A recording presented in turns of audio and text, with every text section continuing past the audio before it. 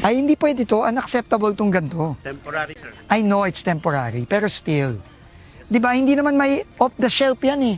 Hindi naman 1 month ang ordering nito eh. Di bali, sir, we'll replace it. Oo, bumili na kayo ngayon. Ayusin namin to, Kap. Dapat yung tamang barrier to, hindi pwedeng ganun. Oo, sana kasi. Tapos, sisimulan na ni DE Oo. yung pag-sheet pile natin para masimulan na natin maayos to.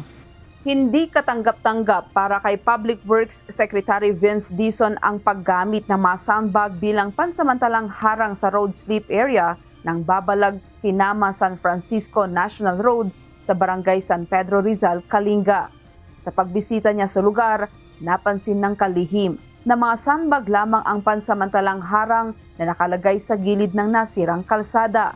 Dahil dito, agad niyang inatasan ang mga kinaukulang opisyal na palitan ang maito ng mas matibay at angkop na road safety devices upang maiwasan ang posibleng aksidente sa mga motorista at commuter.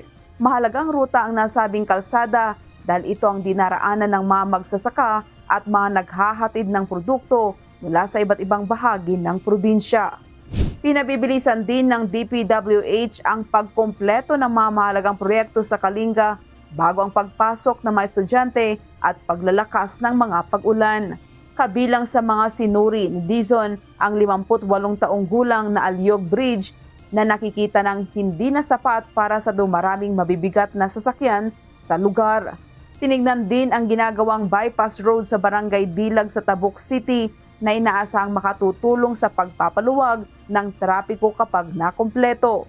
Binisita rin ng kalihim ang Liwan West Elementary School kung saan nakita ang mga kakulangan sa palikuran, supply ng tubig at ang lumang gusali ng paaralan.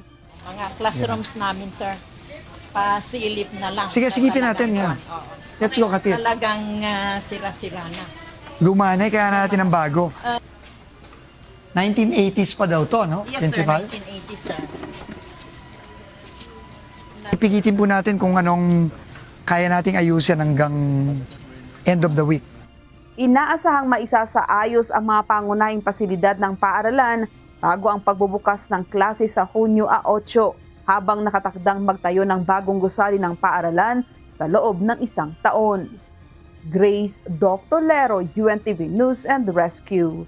Diyos ang aming sandigan, serbisyo publiko ang aming pinahahalagahan.